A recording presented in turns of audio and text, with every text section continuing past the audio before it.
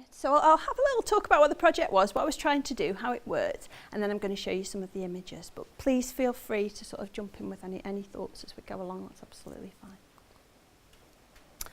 Okay, so the plastic ceiling project came out of some work I did when I was here at Edge Hill University, working with trainee teachers. And at the time I was looking at parents, so I was looking at fathers and mothers, and what the barriers might be to them becoming teachers, because people on teacher training programmes effectively have to work and study, so they pretty much work full-time and study as well. So it's very demanding. I always say it's a 3-year programme in 9 months, the PGCE. So obviously there was all sorts of problems for people who were trying to do that and parent at the same time. And a bit like Staffordshire University here, you've got that widening participation. So you've got lots of students who've maybe gone and had children early on, maybe been teaching assistants and always wanted to be teachers but never had the opportunity, and then come back when their children are big enough. So there's quite a big population of students who had children, and there were lots of barriers for them. So I did a project looking at what the barriers might be. So for example, we always ask students to give their assignments in at the end of the school holidays, but as any parents know, school holidays are not a break for parents. They're actually their busiest time, if anything. So we were looking at those sorts of things. And what came out of the research really, really clearly was that although both mothers and fathers talked quite a lot about the practical issues, so time, being time poor, feeling like they weren't good enough parents, and feeling like they weren't good enough students, and feeling like they weren't good enough teachers because they were just pulled in all directions. That was really similar for both mothers and fathers. But what became really clear really early on was that every mother I interviewed, every female that I interviewed, talked about the emotional pain of trying to juggle work, study and mothering. And it didn't come up for fathers. They didn't talk about it, ever. And when I was actually sort of coding the data and looking through it, I was thinking, this is really strange. Fathers don't talk about emotional pain. Is it because they don't feel it?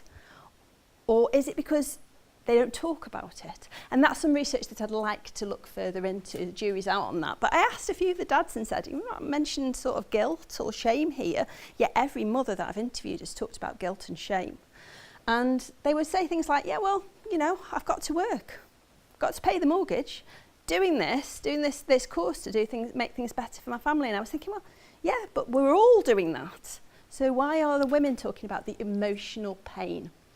So I started out looking at mothers and the emotional side of it.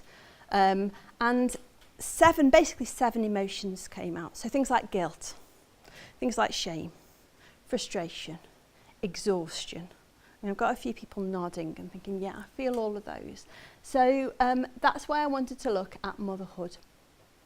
And it sounds a bit daft this far on in my research, but at the time that I started to look at this, which was about sort of 6 years ago, it never actually occurred to me that motherhood was something that was constructed. It wasn't a real thing.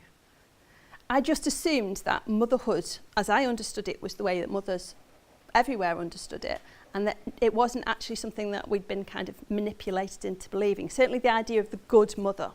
I just had this sort of perception that this is what a good mother should be, and I am failing at it on every front. Okay. Right. So yeah, the good mother archetype. So in my research, I talk a lot about the idea that there are 3 different things. This comes from the intensive mothering ideology that Sharon Hayes talks about. There are 3 aspects to it. And if you're a mum here, you might identify with some of these. So the 3 things to be a good mother is essentialism, and that's the idea that the mother is always the best person for the child. So if the child has any needs, the mother is always the best person to meet them, not the father, but the mother. Okay, and these are these sorts of accepted things that as a mother at the beginning I accepted as much as everybody else, and I never questioned, I never thought that. So when I was at work, maybe lecturing, and my child's school would ring, even though they knew that my children's father was at home, working from home, because he ran his own business from home, they would ring me just about to go into a lecture, and they would say, you know, your child is poorly, can you come?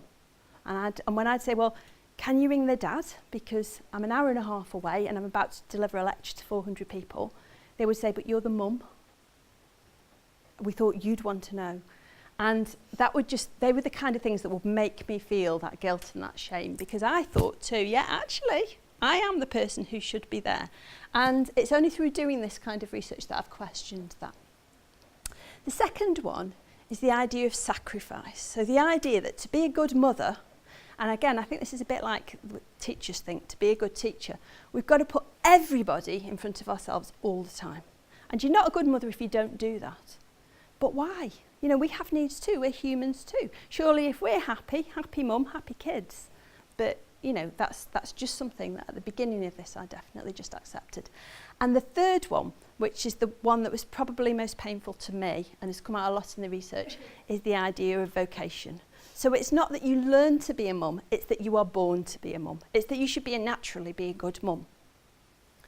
And that's something that we sometimes, as women, I think, and it's borne out by the research, just take that on, okay? I should be a good mum, and if I'm not, if I've failed, if I've had a bad day today, if I've not dealt with this very well, if I've screamed at my child in Tesco's, I have done that, then that's because I'm not a good mum. And because we judge in our society women on mothering, on whether they're either potential mothers or they're failed mothers, that sort of allies itself in our mind, in our consciousness a little bit with being a good woman. So if I've messed up here, not only am I a bad mum, I'm not really a very good woman either. And they're the three things that I bring out a lot. Okay, I'll talk about the rest as we go along. Okay, so why would someone want to research pain? So I've got 2 children. My son's 16 now. And when I had him, I've been a primary school teacher for quite a while. I was 31 when I had him. That was a choice. Lots of people said to me, particularly my husband's family, who all had their children really early, they always said, do you not want children? I'd be like, yeah, I do someday. I was 31 when I had Luke, and I decided that my career's working with small children. I'm going to be good at this because I deal with small children all the time and I love kids. So, sorry. Do I keep pressing that, do you think, Chris? Well, I'm just pressing it. I'm going to put it down. It's not doing that whole moving on its own thing, is it? Okay. So when I decided to have Luke, I thought I'm going to stay at home with him and make the most of that time. And that's what I did. And I was a stay-at-home mum.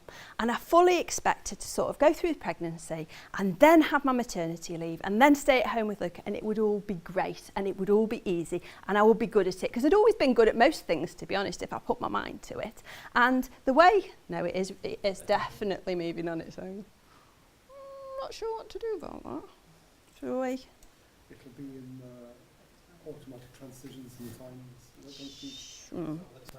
Do you want to find out for Sarah, or do you want to just... Are there any links, Sarah, in your PowerPoint? No, there's no links. In that case, just turning off slideshow and just show it like that, maybe? Just tell me what to do. Leave it like that.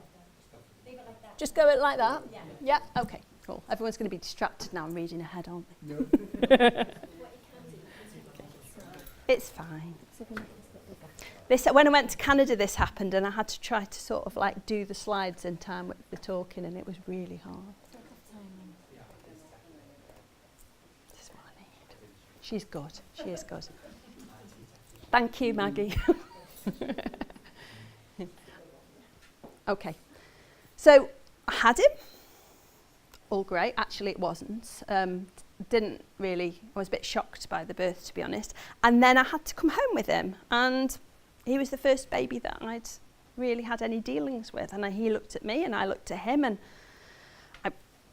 I didn't really have a clue. I had to get his cardigan on. I remember thinking, I'm not sure how much his arms bend. I bend them a little bit more just to get them into the car. I had to bath him, and he was really slippery. He went under the water. I was thinking, oh shit, I'm not very good at this. Why on earth have they let me home with this child? And to be honest, I wasn't really what I would call a natural mother. I loved him and I loved being a mother. I can't say I was particularly competent at it at first. So it was a bit of a shock to me. And I got diagnosed with postnatal depression. And I'm not quite sure it was postnatal depression. I think maybe it was just a reaction to feeling quite competent, quite independent in my life, and then going to a position where I was relying on someone else financially, the loss of status, the loss of sleep, and actually feeling like I wasn't very good at something when I've been used to being quite good at something. And I think a lot of women go through that, and I'm doing a really nice research project on that at the moment. When, after about 4 years of this, I got into the groove of it, enjoying it, we were having a great time. I got a child that could actually speak to me, so it wasn't as boring. And I thought, I'll have another one. That's great. And I'll be better at it this time. And 3 months into that, my husband got made redundant. So I had to go back to work almost immediately. And that's when I came here. And so I've got experience of it both ways. I've got experience of being a working mum, and I've got experience of being a stay-at-home mum. So I feel like I can see it from both perspectives. I have to say, one isn't easier than the other. They were both actually really hard. So that was sort of my background into looking at the pain. When this pain was coming out in the research with the students, I really sort of rang a bell with me, and I really thought, yeah, I want to find out about this. I want to find out about why this is a women's thing. I looked at two kinds of pain.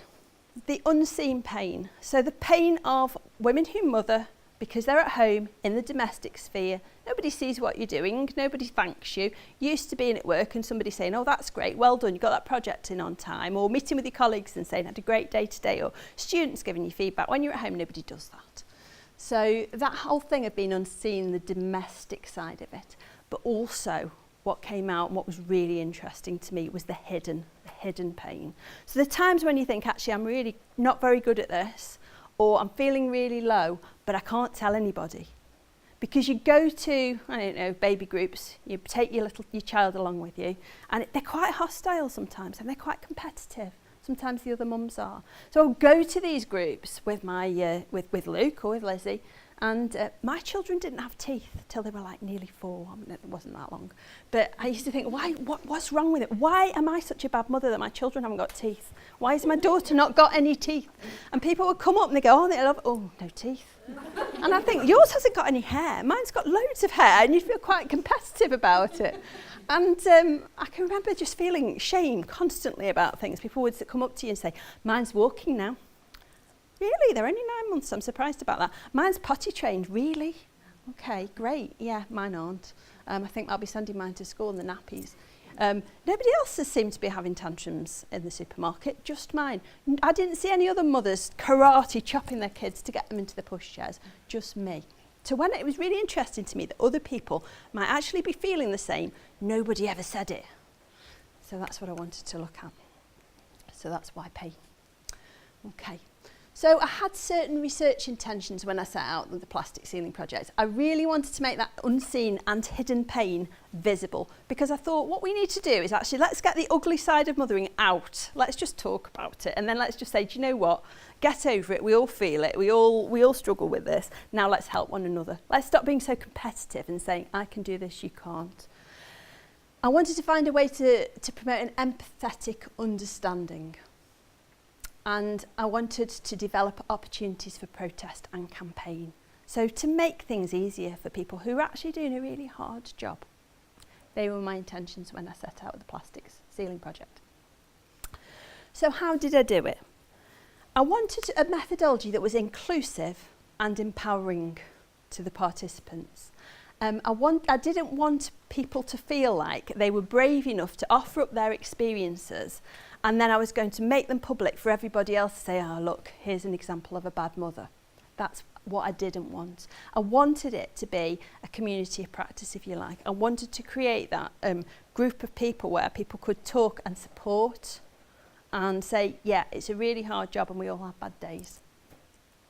I wanted to do something with my art side of me, because actually I'm a really creative person and don't get to use that very often. So I decided to do that. And I looked at methodology that involves the art side, the visual side, and also the story side as well.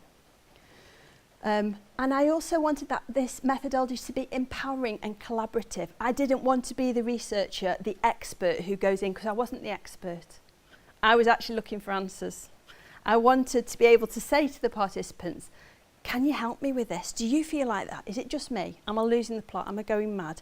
You've told me you feel guilty. Let's understand why, because if we understand why and we get it out on the table, at least we all know that, yeah, maybe we're being manipulated culturally, but at least we all know that, and that's going to help us feel a little bit better.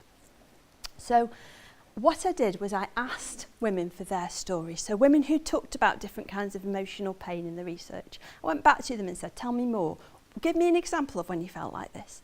You say you felt frustrated, tell me about it. And then I took those stories and I made them into images.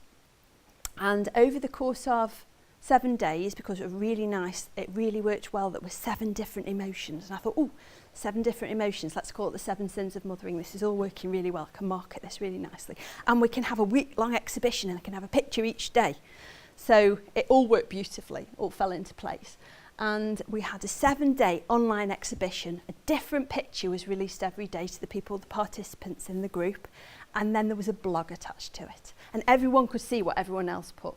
And it was really important to me that that was there, because if I was going to develop a community of practice, it had to be people commenting where other people could see that. If everyone was just commenting on their own, other people couldn't see it. We might as well do an interview technique. But where this was really useful, as opposed to something like a focus group, can you imagine if I sat people around a table and said, right, I'm going to talk about the emotional pain of mothering. Can you tell me about a time when you felt like you were a really crap mother? Nobody was going to say anything to me, I knew that. So I thought, this is great. People have got the time to look at the images, see what other people, it's a bit like the wedding buffet. There was always a few brave people who went up first, and once that happened, everybody else went up. And people had time to think about it, to go away, to come back, to comment on other people's. And very soon it became quite a community. So people would post, and then people would post in response to that. So people would say, this reminds me of a situation when. And then other women would say, oh, thank God you said that, because this happened. And then somebody would respond to that. And then quite soon people were saying, shall we meet up in the pub? Shall we talk about this? It's so good to know that I'm not the only person. So it worked really nicely from that point of view. The downside of that methodology is very occasionally you got someone and you thought, okay, you're sitting at home now with a glass of wine.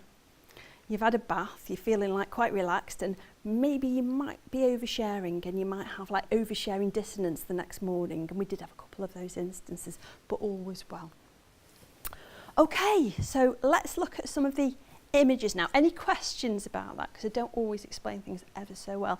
Before I start to talk about the images, any questions about how the methodology worked?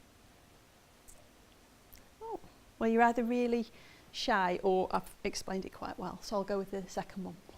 Okay, so exhaustion. All right.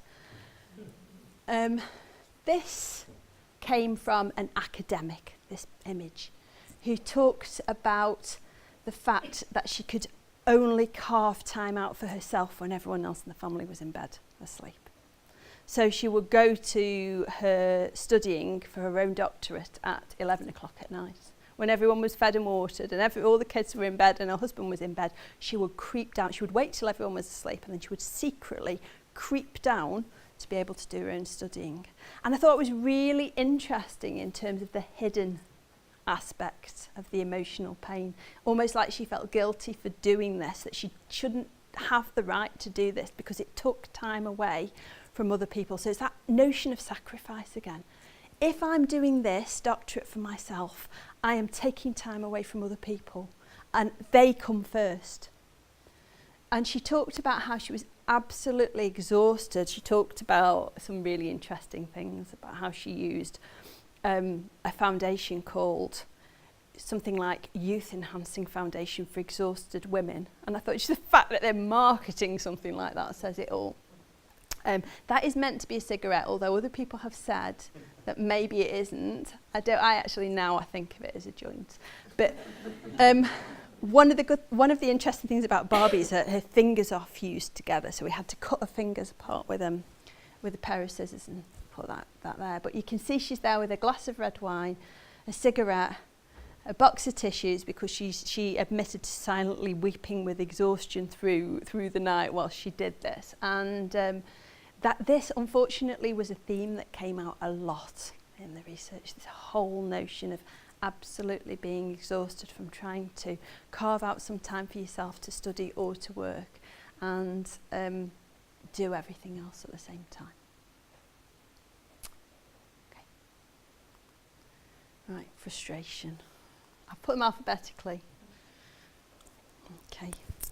So this was Barbie or the mother. Frantically answering emails whilst she bathed her children. And this woman said how she really, really regretted the fact that she felt she'd missed these moments when she looked back at her children's lives, because she hadn't been able to spend the time she'd wanted with them. There was so much pressure on her at other times. And this was just an example. She used to, she talked about singing songs to them in the bath, whilst doing a teleconference, whilst answering emails on a laptop, which is just enough to send anyone demented. And I haven't really explained to you why I've used Barbie in the images. This has been quite a contentious point. I had a bit of trolling about this, but I just thought it was really fun to use an anti-feminist icon in something that was such a feminist piece of work. And I also wanted to give it a bit of levity because actually it's a really, really depressing subject, isn't it? The emotional pain of mothering. I wanted to make it accessible to people. And immediately, as soon as these were shown, I mean, you laughed when I put this image up because it's fun. It's a bit of fun. It's a bit of lightness in something that's actually really quite a dark subject. But actually there were other reasons for using Barbie. So I had thought, when I first thought of the project, I thought I'm going to use real people. Who can I use? I'll pay some students to be the mother. But I realised that if you do that, people are going to look at what kind of woman you've used and think, that's me or that's not me. So they might immediately think, that's not me, I wouldn't wear that. And they'll switch off from the image. So what I wanted to use was something that was more emblematic. And there's been criticism of the work from a point of view of Barbie being a symbol of white middle-class capitalism, and I get that, and she is, in a way. But I'm doing a really nice piece of work at the moment looking at her as whether she could be reconceived as more of a feminist icon. Certainly when I was a child, Barbie, to me, I never thought about feminist or not feminist. My mum didn't want me to have Barbies. She thought they were common. So she said no to Barbies, and I had quite a tenacious campaign with my grandparents, and they finally bought me some from a car boot sale, which really disgusted my mum because they were really dirty. So she washed them for me. I played with them and I loved them so much. Why I loved them was because they made me think, or they helped me. I used them as tools to decide on the kind of woman that I wanted to be. So I would cut Barbie's hair how I would like it. I would do Barbie's makeup how I wanted it when I was a grown-up lady. She would have a car, she would have a career, she would have all these glamorous things that I wanted. My parents had a B-day, and it was the 70s. And I used to take her to that and pretend it was a fountain in Rome. So I used to drive her to that and put the B-day little thing on. And get them. And then they also had a lava lamp, so I used to take them to that and pretend it was the Northern Lights. I had all these games. I never thought of her as, as an anti-feminist icon. To me, she was all the things I could be. And actually, Barbie was created. She was the first doll that was created to fill a gap in the market, because up until then, girls only had baby dolls to play with. So they would have baby dolls to nurse and to change their nappies, and to maybe I should have done a bit more of that, and I might have been taken to motherhood a bit better. But I wasn't interested in that. Barbie was the first doll that was created as a woman, for children to imagine what kind of woman they might like to be. So she filled a gap in the market. I do get the whole thing about the fact that she was modelled on a porn star at the time, and slightly issues around that, I agree. But she can't be a real woman, can she? Her boobs are huge, her feet are tiny. If she was a real person, she'd just tip over. And I can tell you, one of the hardest things about doing these pictures was to even get her to stand up in the first place. She used so much blue tack. So to me, she can't be a real woman. She can only be an emblem of a woman. And when I started out doing this, I started out building sort of sets for her where everything would be to scale. And I thought, what am I doing this for? Because actually what's really nice about these images is that she's tiny. in the whole scheme of things. And that really represented how I felt as a mother. The sense of being overwhelmed, the sense of feeling like really small when I'd actually felt before that point like I kind of knew what I was doing. I also like the plasticity of Barbie because it sort of represents the plasticity, the plasticness of the idea, the cultural idea of what a mother is. And the idea that they're all the same, like we should all be the same good mothers, and there's no room for us to be different kinds of mothers. Mattel did a really nice range of multicultural dolls, and my daughter is my husband's half Indian, so my daughter is mixed race. And when she wanted Barbies, I bought her all the different kinds, all the different races, Sari Barbie and African Barbie, with beautiful clothes and costumes, and I loved playing with them. She put them all away and only liked the blonde ones. She only played with the blonde ones. And I can remember saying to her, Lizzie, why have you put a lot of the Barbies away? Should I only like the blonde ones? They're the prettiest.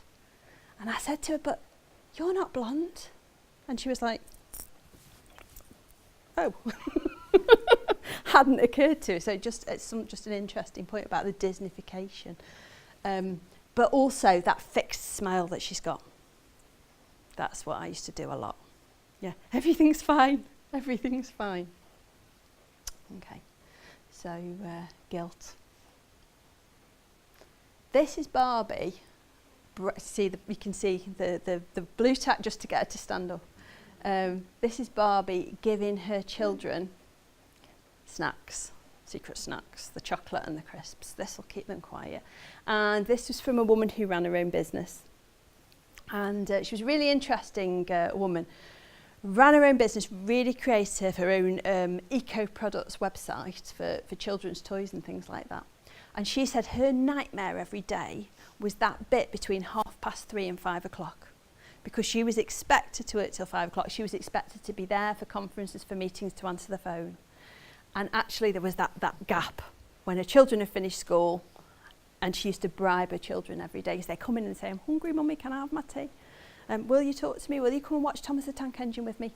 Well, would you just have these chocolate bars and keep quiet until I can deal with you at 5 o'clock? Okay, judgment. This came out massively. It was a really, really big theme, the fear of judgment. And I've looked and I've not found a word for the fear of judgment or the fear of criticism. So I've had to put judgment. It's not actually really an emotion, but I can't find a better word for it. But it was such a big thing from women that they felt policed in their role as mothers.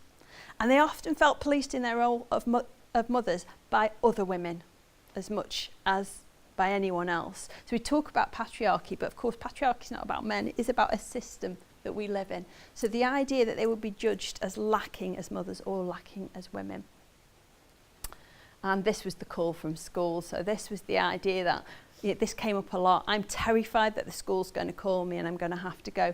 And this was a mum who actually worked in A&E. So she worked as a doctor, and they would ring her and say, well, little Sophie has bumped her head. We're not sure if you need to come or not. And she actually talked about a time, she went on to talk about a time when her child wasn't very well, and she took the child to work with her, and she sat her in her office with a bucket because this child kept saying she felt sick, and she thought, probably winging it a little bit. And when she went back into the office, this child had been sick multiple times in this it was the waste bin. And how terrible that she felt that she dragged this child to work. But it was expected that she would be at work, and she had no one to leave the child with. And she'd sort of said to her husband, can you take time off? And he's like, can you imagine what they'll say at work if I ring in and say I'm at home with my child? That's just not going to work. We talk about loneliness in our society, and I don't know if it's ever been as bad as it is, but you kind of think of things like old people being lonely, or I did before this project, and I would think, okay, loneliness, I can kind of see that because they can't get out much. Maybe a lot of their friends have sort of died and they're at home and they're lonely. I get that. I looked at some figures about loneliness, and one of the highest groups of reporting loneliness is young mums. 79% of young mums had talked about loneliness. Something like 29% had talked about being lonely to the point of suicide. That is shocking that that's happening in our society. And this was an interesting one. This is about the woman who said when she did get to the school gate, she felt even more lonely because people had formed groups, little cliques, and it's very cliquey at the school gate. And she wasn't allowed into those groups. So she said not only did she feel lonely because she worked really hard, so she would leave at 7 in the morning, then she would pick a child up from nursery, then she would rush home, make the tea, sort baths out, child to bed, literally collapse in bed herself, ready for the next day. So she hadn't really got a chance for a social life there or much interaction. When she did manage to make it to the school gate, she would feel this exclusion from the club. And again, this was something that came up a lot in the research, people saying that they felt outside of the club. And as you can see in this instance, this is an example of women doing this to each other. And I don't think they necessarily do it on purpose, but we need to be aware of this. We need to make sure this isn't happening. Resentment. And there's a mum who is waving her children off and her husband off, and she'd negotiated with her husband that he would take them camping for the weekend so that she could get some of her doctorate written up. And how resentful she felt waving them off, thinking, I wish I was going to. They're going to make these memories, these wonderful memories together, and I'm outside of that. So all of these feelings coming into play. So on the one hand, she'd engineered it, and on the other hand, this wasn't what she necessarily wanted. This was really hard to film because that road was really, really gritty and the blue tack was not sticking to the road. So this took me hours. And you do get some very funny looks, particularly the one that I did in the hospital, lying on my stomach in the hospital corridor taking photos of Barbie when people were going by on gurneys. It was quite interesting. But everybody comes up and asks you and says, what are you doing? So it's a good way to meet people. Okay, and I just had to put this in, I had to put 2 for the resentment because this came up a lot as well. The idea of having to rely on childcare within the family. And this woman said that she used to threaten her children to be good for grandma. Do not show me up with grandma. Show me up when it's just me, but don't do it for the mother-in-law. It's just too embarrassing. And she said her mother-in-law would often drop comments and would say things like, oh, well, you know, the children have been really, really naughty today and I am retired and I shouldn't have to deal with this. And then she would have to go home and really, really tell them off in that little half an hour she got before they went to bed. Okay, and the last one is shame. I didn't really understand the difference between guilt and the difference between shame when I started this project, but I've identified it, certainly for myself. Brené Brown talks about shame and guilt a lot. Guilt is feeling guilty about our actions, that our actions aren't good enough. But shame is much worse than that. Shame is feeling guilty about who we are. And shame is actually really, really malignant because if you think you're not good enough as a person, where do you go from that? It's just really, really bad for the soul. So of all the emotions, this is the one I'd want to work on, the whole idea of shame. And that we feel shame that we're not good enough mothers or women. And that whole imposter syndrome. People say they stood there at work thinking, I'm not prepared this, I'm winging it, I'm not good enough. And then they will go at home and think, and I'm not good enough at home either, because I'm bribing my kids with sweets. Or people would talk about things like, I only have quality time with them at the weekend. So at the weekend, I spoil them rotten, and whatever they say and however they act, I don't ever tell them off because I've only got that time with them and I don't want it to be spoilt. So actually I've got 2 spoilt brats now because I let them have their own way about absolutely everything. And I've made a rod for my own back. And we go to the supermarket together because I've got to do the shopping and I think, oh, I've got to make this a quality experience even though it's a supermarket shop. So if they want things, I'll let them have things. And one mother even talked about how she let her child have cat food and they didn't have a cat because the child liked the cat on the tin. Just because they didn't want it, she didn't want an argument because she didn't see them enough. Okay, just a little bit of a talk about the Tate. I had this really wonderful opportunity to work at the Tate and to show my work, and it was a fantastic opportunity, and it was a different demographic than I was used to working with. So I was kind of a bit in my bubble before this point. I was kind of used to working with women who had opted in. So I'd advertised and said, I'm doing this project, and I advertised it to about 50 people because I'd looked at the figures and thought maximum a fifth will take part, so 10 will be enough to get some good data. 49 of the 50 said that they wanted to be involved. And then a load more came on board, and because they'd heard about it. So because it was kind of fun, I think, people would talk about it on their coffee breaks and things at work and show each other the pictures, and more people joined. So I ended up with about 65 participants in the end. But what I maybe hadn't thought about very much was that these were all women who identified with this. So if they didn't think, I don't feel like that, they just wouldn't take part in the research. So I was in my sort of bubble thinking, everybody feels like this. And I was looking at some research yesterday done by Anne Oakley, where she talked about very much about mothers think this and mothers feel that. And she hadn't really ever thought about that there's lots and lots of different kinds of mothers. Not everyone might agree with it. And did get criticised quite a bit in my Viva for this. But when I went to the Tate and did the exhibition, I got all sorts of people there. So I got lots of people who hadn't had children, chosen not to have children, female academics.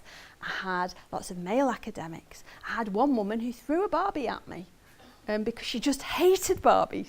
Got lots of people who were really interested in it as well and really wanted to take part. And what I had was, you can see on the middle one, I put the pictures up and then I gave them these post-it notes to write their thoughts on it.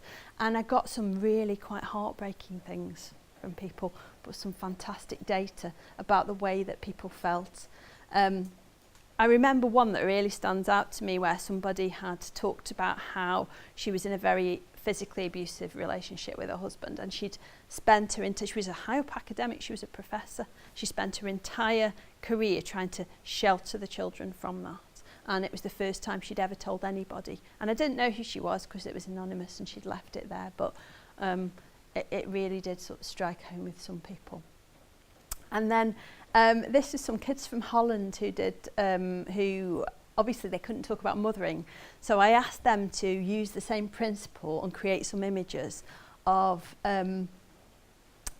what they thought their mothers were like, or how it felt to be mothered. And that was really interesting as well from their teenage perspective. And they had a good time with all the clothes and making things. And I haven't put the image up actually, but there was a fantastic one where somebody had written "queering the Barbie," and they made Barbie into this drag queen, which was absolutely fantastic with a crown and bag, and I love that. So some really different perspectives of people that I hadn't worked with before. It's given me lots of ideas for further research. Okay, so how successful was it? So these were my original intentions, to make the unseen or the hidden pain of mothers, well, the unseen and the hidden pain of mothers, seen. I think I did that to a certain extent, with the intent of revealing oppression. Not sure on that, the jury's out on that. It was a very small project and I'd like to do it on a much bigger scale. And I definitely think it brought things out into the open, and it was a conversation point, which is what art's supposed to do. It got people talking about it. Not everybody feels oppressed by mothering. That hadn't occurred to me. I thought everybody might feel like me.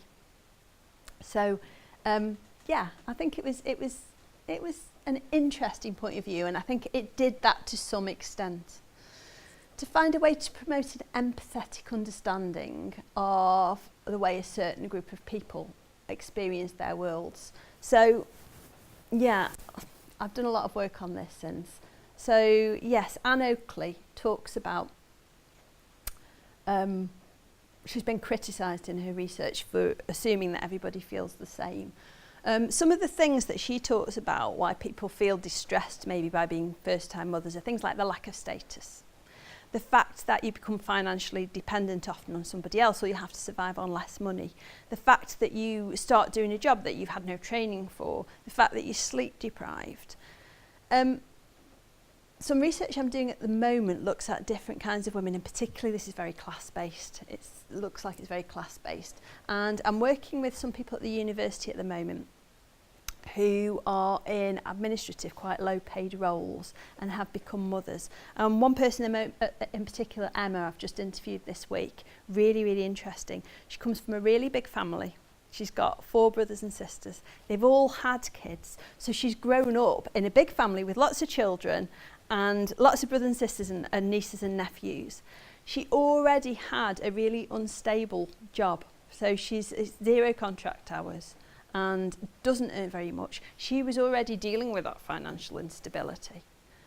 So she had a really good idea of what was entailed. She didn't suffer the lack of status because she already felt a lack of status in the role that she was in. She'd already come to terms with that and dealt with it. So this, having a child, was just another thing in the mix of what she felt all the time. And it's really opened my eyes to other people's worlds as well. And actually, she's just had a baby, and she brought the baby to the interview. Absolutely beautiful. It was nice to have a cuddle. But she's taken to it like a fish to water because she knew what to expect. She'd already got really good support systems in place because a mum doesn't work 2 days a week. And she says, on a Tuesday and a Thursday, I go to my mum's and I take the baby and we chat. And I've got my sisters and I've got my brothers, so we swap childcare between us. And when I come back to work, I'm going to fetch the babies, their children on the days they don't work. They're going to fetch my children on the days I don't work. We all live in the same 2 streets. So to her, there wasn't that transition that I really suffered with, and that a lot of the women in the research suffered with. So I'm looking at it from a class perspective, and that's really interesting. Okay, brilliant. And to develop new opportunities for protest and campaign. I don't think it was really big enough to do that. And I'm not sure whether that was actually the thing that people wanted in the end. Sometimes what people wanted, what the women in the study said that they wanted, was just to know that this was normal. And just to know that they weren't actually doing that bad a job. And just to know that other people felt the same, because the real sadness and the tragedy is that people don't feel they can talk about this because they fear the judgment. Lopez said, we are beginning to, that doesn't make sense, show the ugly side of motherhood, which has the potential to be beneficial and liberating for all women. I think if we can say, this is really hard for me. Today I failed at what I wanted to be, not what society wanted me to be. Tomorrow's another day. Last week I was a brilliant mum. I felt really good about what I did. But to be able to share that and support rather than to judge is really, really important. The big thing that came out of those 7 emotions, 7 different emotions, was they were all motivated by the same thing. They were all motivated by fear. Every single one was motivated by the fear of being a bad mum and the fear of being a bad woman. And that's quite sad, really. I think we need to understand why that is. But in a society which makes us responsible for everything about our child, if our child hurts themselves, it might be the mother's fault. If our child disappears when on holiday, God forbid, it's the mother's fault. If our child grows up to be a wrong 'un and guns down a load of people, the news will go and find the mother and ask what went wrong. While we are doing that, and we have that society that judges mothers like it does and makes us responsible for everything that happens, we're not going to get away from the painful emotional experience. Okay, so just a little bit about what now. I'm setting up a company, a thing called Motherwork, which is going to look at ways in which we can empower mothers. Okay, but since the Viva, things have been really great. So I'm working with the NHS on qualitative research, publishing about mothers. I'd like to look at the father's perspective. I'd like to look at it from a class perspective. I'd like to look at Barbie as a feminist icon or an anti-feminist icon. And that's kind of it. Just finishing with that quote, which I love. The most important thing about the research was the stories, and the women's stories, and the brave women who stood up and said, no, I'm going to tell my story of when I felt like a bad mother, because that's a really courageous thing to do in a society which is actually so judgmental. And it's a fantastic start. If we start doing that and we start saying, do you know, I did this and this wasn't great, and we can all say, yep, get that. That's the beginning of us becoming empowered, I think. So thank you very much for listening.